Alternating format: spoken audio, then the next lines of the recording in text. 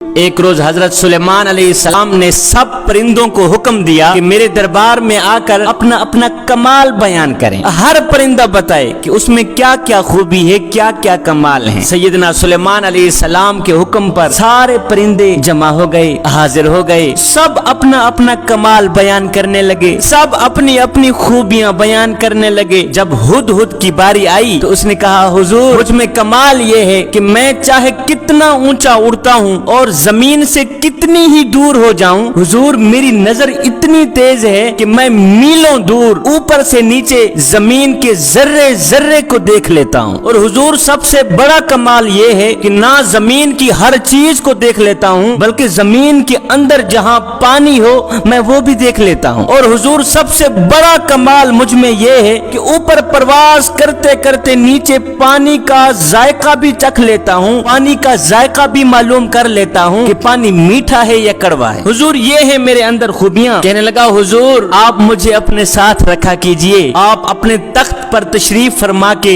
ہوا پر سیر کرتے ہیں. حضور آپ جہاں بھی جائیں مجھے اپنے ساتھ میں رکھیں. میں زمین پر نگاہ رکھا کروں گا کہ جہاں بھی زمین پر میٹھا پانی نظر آیا کرے گا میں آپ کو بتا دیا کروں گا, اور آپ اپنا تخت وہاں اتار کر اپنا دربار بنا لیجیے گا. سیدنا سلیمان علیہ السلام اس کا کمال سن کر بہت ہی خوش ہوئے اور ساتھ میں فرمایا کہ میاں ہدہد, ہم نے تمہیں اپنے ساتھ رہنے کی اجازت دے دی ہے. اب ساتھ میں کوا بیٹھا تھا, وہ ہدہد کا یہ کمال دیکھ کر, ہدہد کی یہ حوصلہ افزائی عزت دیکھ کر حسد کے مارے جل بھن گیا. جب حسد کے مارے جل بھن گیا تو کوا کہنے لگا, حضور ہدہد کے ساتھ ایک میری عرضی بھی سن لیجئے. سیدنا سلیمان علیہ السلام نے فرمایا, جی کوے بول, اب میں تیری سن رہا ہوں. کوے نے کہا, حضور ہدہد نے بالکل جھوٹ بولا ہے, اس نے سراسر جھوٹ بولا ہے. حضور اس میں ہرگز یہ کمال نہیں ہے جو اس نے آپ کو بتائے ہیں. حضور اس میں یہ خوبیاں ہیں ہی نہیں جو اس نے آپ کے سامنے بیان کی ہیں. سیدنا سلیمان علیہ السلام نے فرمایا, کوے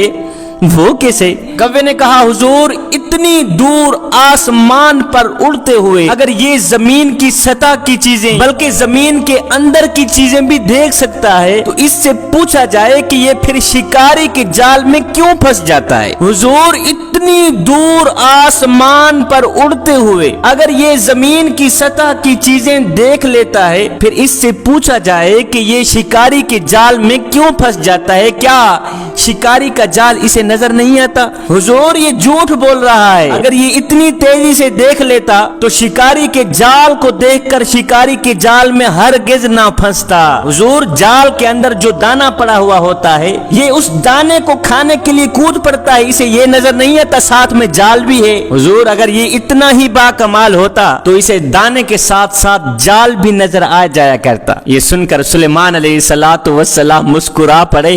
آپ نے مسکراتے ہوئے فرمایا, میاں ہدہد سنا ہے تو نے کوے کا اعتراض, تمہارے پاس اس کا کیا جواب ہے؟ کوے نے جو اعتراض کیا ہے تمہارے پاس اس کا کیا جواب ہے؟ تو ہدہد نے کہا, حضور یہ حاسد ہے, یہ حسد کرنے والا ہے, یہ بیچارہ میرے کمال کا انکار کر رہا ہے, یہ میری خوبیوں پر پانی پھیر رہا ہے. حضور آپ اس طرح کریں, میرا امتحان لے لیجئے, میں نے جو کچھ کہا ہے اگر وہ صحیح نہ ہوا تو میرا سر تن سے جدا کر دیجئے. سلیمان علیہ السلام نے فرمایا, پھر بھی سوچ لے.